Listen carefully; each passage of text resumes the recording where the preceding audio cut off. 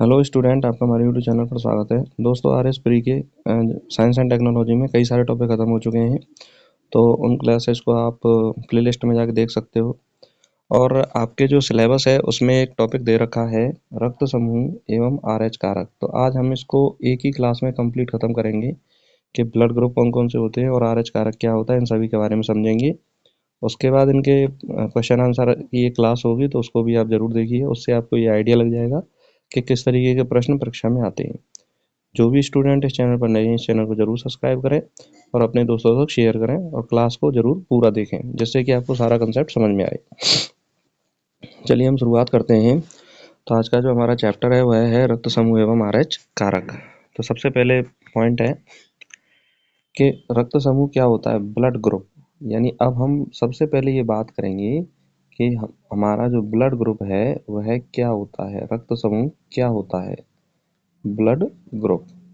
देखिए, रक्त समूह रक्त में उपस्थित एंटीजन और एंटीबॉडी के आधार पर वर्गीकृत होता है। तो यानी रक्त समूह जो हमारा ब्लड ग्रुप है वो किसके आधार पर वर्गीकृत होगा, एंटीजन और एंटीबॉडी के आधार पर वर्गीकृत होगा। एंटीजन क्या होता है, एंटीजन हमारे शरीर में पहले से ही उपस्थित जो पदार्थ हैं उसे हम एंटीजन एंटीबॉडी कहेंगे।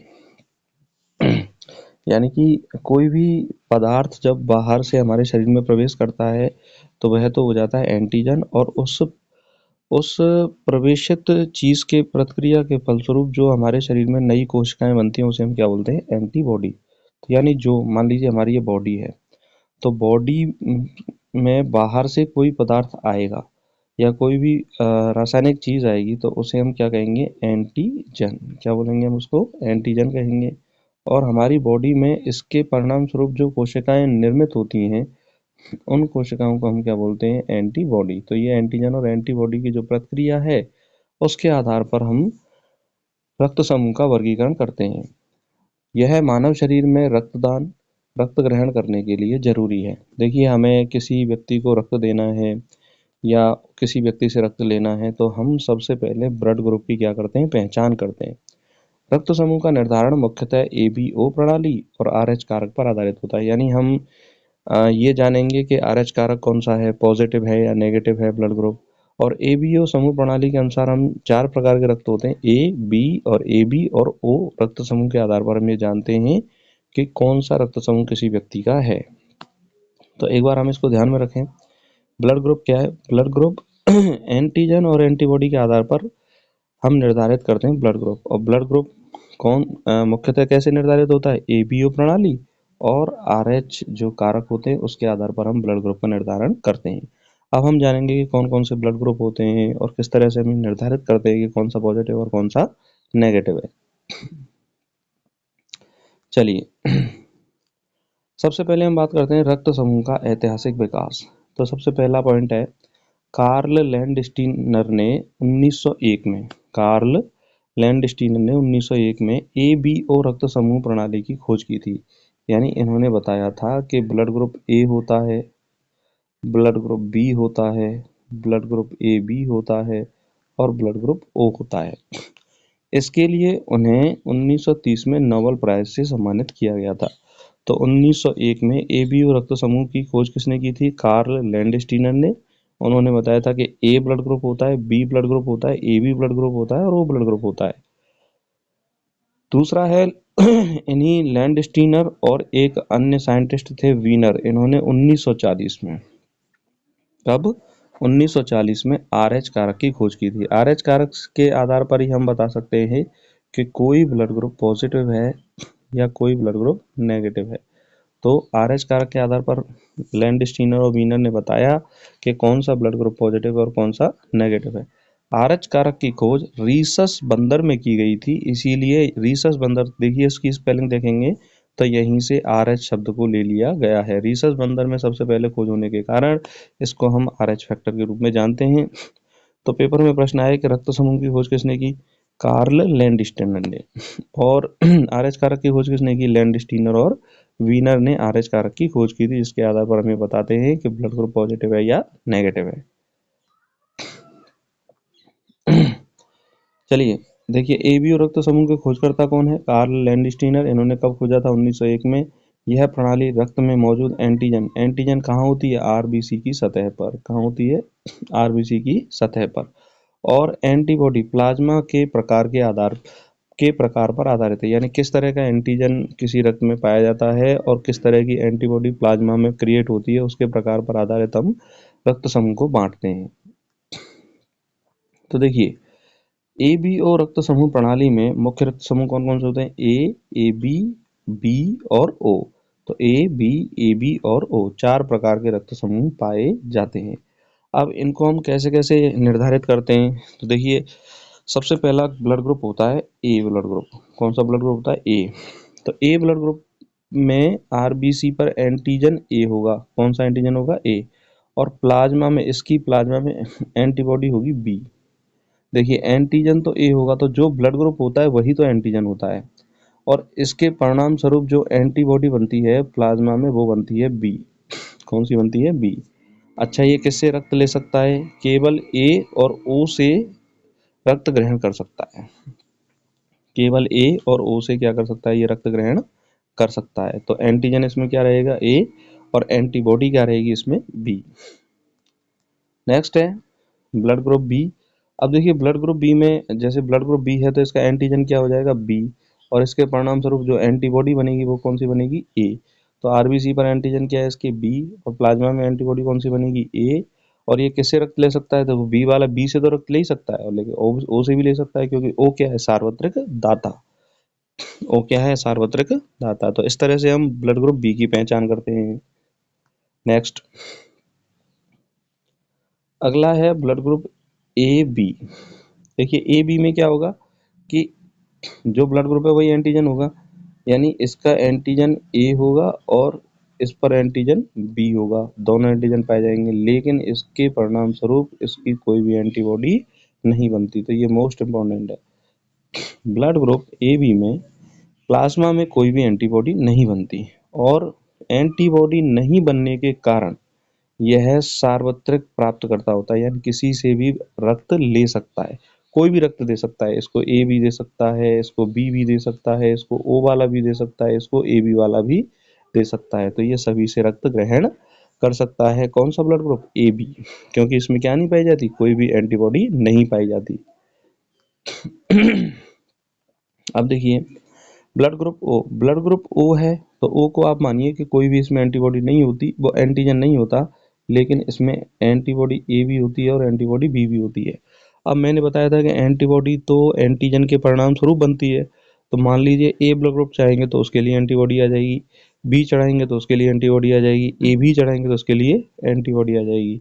इसीलिए यह किसी से रक्त नहीं ले सकता, केवल ये ओ वाले ब्लड ग्रुप से ही ले सकता है। किससे ले सकता है? ओ वाले ब्लड ग्रुप से ही ले सकता है, क्योंकि इस पर कोई भी एंटीजन नहीं होती, और एंटीबॉडी प्लाज्मा में कौन सी पाई जाती है? ए और बी। और यह सभी को रक्त दे सकता है, इसीलिए इसको हम सार्वत्रिक दाता कहते हैं। क्या बोलते हैं? सार्वत्रिक दाता कहते हैं। तो ब्लड ग्रुप ओ को क्या यूनिवर्सल डोनर कहा जाता है, और ए बी को यूनिवर्सल एक्सेप्टर, सार्वत्रिक ग्राही उसको कहा जाता है। चलिए आगे हम बात करें। अब हम बात करते हैं आर एच कारक की। देखिए, आर एच कारक के खोजकर्ता कौन है? लैंडस्टीनर और वीनर। 1940 में उन्होंने खोज की थी। आर एच कारक क्या है? आर एच कारक आरबीसी की सतह पर पाए जाने वाले डी एंटीजन की अनुपस्थिति और उपस्थिति को दर्शाता है। यदि डी एंटीजन उपस्थित है तो वह ब्लड ग्रुप क्या होगा? पॉजिटिव। और यदि डी एंटीजन अनुपस्थित है तो वह ब्लड ग्रुप क्या होगा? नेगेटिव। वह ब्लड ग्रुप क्या होगा? नेगेटिव। अब आर एच कारक दो प्रकार का होता है। आर एच कारक कितने प्रकार का हो? दो प्रकार का, आर एच पॉजिटिव और R H negative. R H positive का मतलब होता है कि आरबीसी पर आर एच एंटीजन या डी एंटीजन पाया जाता है। तो विश्व की अधिकांश जो जनसंख्या है, 85% लोग क्या होते हैं? पॉजिटिव ब्लड ग्रुप वाले होते हैं। कैसे होते हैं? पॉजिटिव ब्लड ग्रुप वाले।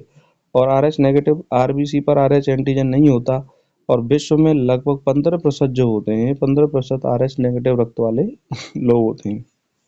तो आर एच कारक के आधार पर रक्त कितने प्रकार का हो जाता है? दो प्रकार का, आर एच पॉजिटिव और आर एच नेगेटिव। अब देखिए, आर एच कारक की खोज से, मतलब पॉजिटिव और नेगेटिव की खोज से हमें क्या मतलब जानकारी मिली और हमने इसका क्या महत्व लिया? देखिए, इसका महत्व है कि आर एच पॉजिटिव व्यक्ति को आर एच नेगेटिव रक्त नहीं दिया जा सकता, क्योंकि अगर RH नेगेटिव रक्त देंगे या RH नेगेटिव व्यक्ति को RH पॉजिटिव रक्त देने पर उसके बॉडी में क्या बन जाते हैं, उसके खिलाफ एंटीबॉडी बन जाते हैं। तो यही कारण है कि जो पॉजिटिव व्यक्ति होता है वह पॉजिटिव व्यक्ति को ब्लड आदान प्रदान कर सकता है और जो नेगेटिव होता है वो नेगेटिव को ब्लड आदान प्रदान कर सकते हैं। तो RH नेगेटिव को पॉजिटिव ब्लड नहीं दिया जा सकता और RH पॉजिटिव को भी RH नेगेटिव ब्लड नहीं दिया जा सकता, क्योंकि एंटीबॉडी बनने का क्या बना रहता है, हमेशा खतरा बना रहता है। अब हम बात करते हैं रक्त समूह और RH कारक की जानकारी होने से हमें क्या फायदा मिलता है, उसका क्या महत्व हमारे लिए होता है। देखिए, रक्त आदान में और रक्त ग्रहण करने में सबसे ज़्यादा फायदा मिलता है यदि हमें सही रक्त समूह की पहचान हो और RH कारक का हमने मिलान कर लिया हो तो हम रक्त का आदान प्रदान कर सकते हैं। गलत रक्त समूह या RH कारक से ग्रहण करने पर ब्लड कंपेटिबिलिटी रिएक्शन यानी रक्त संगतता प्रतिक्रिया हो सकती है, अर्थात उस मरीज के शरीर में क्या हो जाएगा, एंटीबॉडी बनना स्टार्ट हो जाएगा और जब एंटीबॉडी बनेंगे तो उसके शरीर में जो रक्त है वह पानी में बदलना स्टार्ट हो जाएगा और व्यक्ति मरने की संभावना हो सकती है।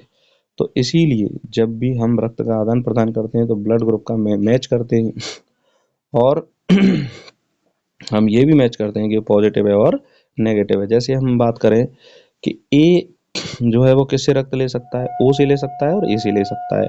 बी किससे ले सकता है, ओ से और बी से।